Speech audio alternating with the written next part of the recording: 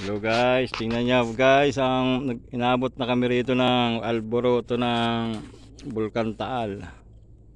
Yan, ang dilim na oh. Puro abo.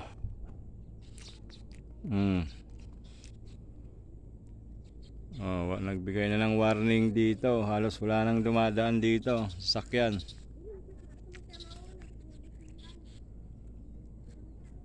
Ngayon lang nagsimula.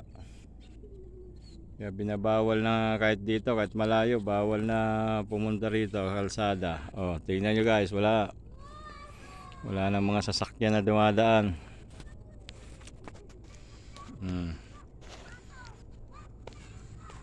Ang dilim na rito. Oh. Hindi na makita nga bundok. Puro usok na. Bigay na ng warning yung Taal para huwag nang daw lumabas yung mga tao, kailangan magmask. Yan lang guys. Nabot na kami dito.